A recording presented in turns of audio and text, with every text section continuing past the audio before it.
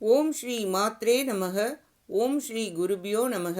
ஓம் ஸ்ரீ கணேஷாய நமக. ஓம் ஸ்ரீ சுப்பிரமணிய சுவாமினே நமக.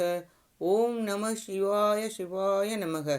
திகடச் சக்கர செம்முகம் மைந்துளான் சகடச் சக்கர தாமரை நாயகன் அகடச் சக்கர இன்மணியாவுரை விகடச் சக்கரன் மெய்பதம் போற்றுவா.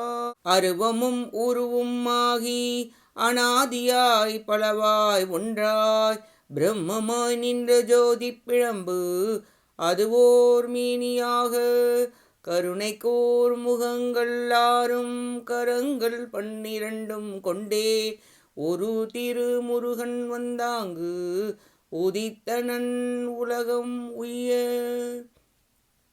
அனைவருக்கும் என் அன்பான வணக்கம்.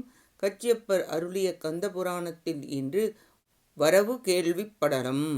இப்படலம் முருகப்பெருமான் மகேந்திரபுரத்தின் வடதிசையில் தங்கியுள்ளமையை நாரதர், வருணன், ஒற்றர் ஆகியோர்கள் வாயிலாக சூரபன்மன் அறிந்தமையை கூறுகிறது. ஒரு முழு முதற் பரம்பொருளாகிய முருகப்பெருமான் இவ்வாறு பாசறையில் வந்து தங்கியுள்ள போது தேவர்களிடம் கருணை கொண்ட நாரத முனிவர் அதனை அறிந்து உயர்ந்த மதில்களை உடைய தேவலோகத்தை விட சிறந்த வீர மகேந்திரபுரத்தில் சூரபன்மனின் அரண்மனையை சென்றடைந்தார். தவத்தில் சிறந்த நாரத முனிவர் அசுரர்கள் அனுப்ப அரண்மனைக்குள் சென்று உயர்ந்த செல்வ வளத்துடன் வீற்றிருக்கும் சூரபன்மனைக் கண்டு வாயால் வாழ்த்தி அருகில் சென்றார். சூரபன்மன், நீ யார்? எங்கு உள்ளவன்? வந்த காரணம் என்ன என்று வினவ, நாரதர், உமையம்மையை இடபாகம் கொண்ட சிவபெருமான் எழுந்தருளியுள்ள கைலை மலையில் வாழ்பவன், உன் குலம் முதன்மையாக விளங்க நாள்தோறும் தவம் செய்பவன், சுக்கிராச்சாரியாரின் நண்பன், உன்னிடம் ஒரு செய்தி சொல்ல வந்தேன். என் பெயர் நாரதன் என்றார். சிவபெருமானின் மைந்தன் உன்னை கொல்வதற்காக, தேவர்களை காப்பதற்காக திருச்செந்தூரில் இருந்து கடலை கடந்து மிகுந்த படைகளுடன் வடக்கு திசையில் பாடி வீடு ஒன்று அமைத்து தங்கியுள்ளனர். நான் இவற்றை பார்த்தேன். இவையே அங்கு நிகழ்ந்தவை என்று நாரதர் நவின்றதும் அசுரர்களின் அரசனான சூரபன்மன் தீபோல் சினந்து பின் சிரித்து, என்னை பிரம்மா, திருமால், இந்திரன் என நினைத்தானோ? 1008 அண்டங்களையும் அரசாலும் உரிமை பெற்றவன் இந்நகரில் ஒரு சிறுவன் போர் புரிய வருவானா? சிங்கக்கூட்டங்கள் இருக்கும் இடத்தில் யானை கண்டு மான்களை அழைத்து கொண்டு கூடி போரிட்டு வெற்றி கொள்ள வல்லமை உடையதோ? அவன் வீரத்தை அழிப்பேன். விவேகம் இல்லாத சிறுவன் என பார்க்க மாட்டேன். பழியை பார்க்க மாட்டேன். அழிப்பேன் என்றான் சூரபன்மன். முன்பு ஒரு தந்திரமான செயலால் என் தங்கை அஜமுகியின் அழகிய கையை வெட்டி தேவர்கள் தப்பித்தார்கள். தாரகனையும் கிரௌஞ்சனையும் அழித்துவிட்டு தன்னுயிர் நீங்க அச்சிறுவன் வந்துள்ளான் இங்கு.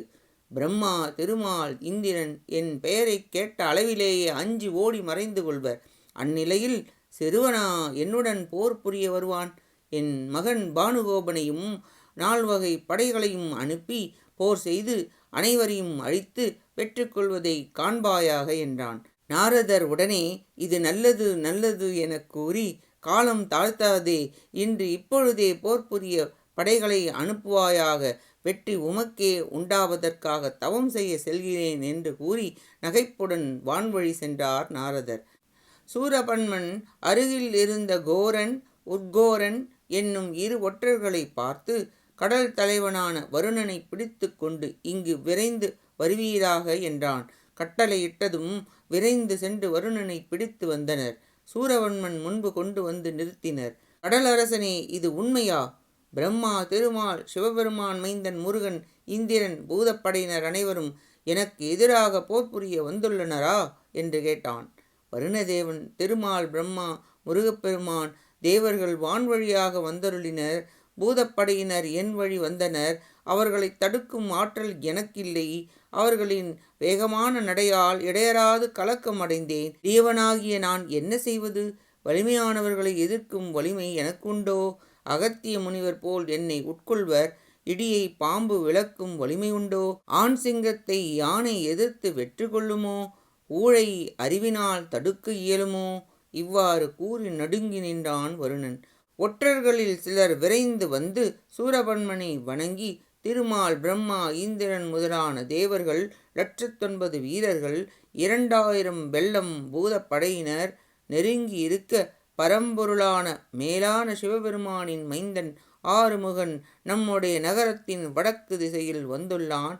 தேவதச்சனால் பாடி வீடு அமைத்து கோவிலில் தங்கியுள்ளான். நாங்கள் இவற்றைக் கண்டோம். இனி நடக்க வேண்டியதை செய்வாயாக என்று இயம்பினர். அதனை கேட்டு அண்டங்கள் அதிர சினத்தீ எழ சூரவன்மன் சிந்தித்தான் என கூறி வரவு கேள்வி படலம் நிறைவடைகிறது. அடுத்த பதிவில் முதல் நாள் பானுகோபன் யுத்தப்படலம் பற்றி பார்ப்போம். கேட்ட அனைத்து நல்லுள்ளங்களுக்கும் நன்றியும் வணக்கமும் கூறி விடைபெறுகிறேன். மூவிரு முகங்கள் போற்றி, முகம்பொழி கருணை போற்றி, ஏவரும் துதிக்க நின்ற ஈராறு தோள்கள் போற்றி, காஞ்சி மாவடி வைகும் செவ்வேல் மலரடி போற்றி, அண்ணான் சேவலும் மயிலும் போற்றி, திருக்கைவேல் போற்றி போற்றி.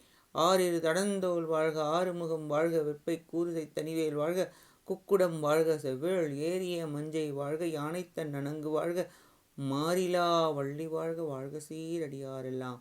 வான்முகில் வழாது பெய்க, மலிவலம் சுரக்க, மன்னன் கோன்முறை அரசு செய்க, குறைவிலாது உயிர்கள் வாழ்க, நான் மறை அறங்கள் ஓங்க, நற்றவம் வேள்வி மல்க, மேன்மை கொள் சைவ நீதி விளங்குக உலகம் எல்லாம்.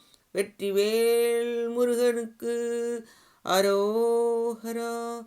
காஞ்சி குமரகோட்ட முருகனுக்கு அரோஹரா. நன்றி, வணக்கம். வேலும் மயிலும் துணை. ஓம் சரவண பவ. முருகாச்சரணம். திருச்சிற்றம்பலம்.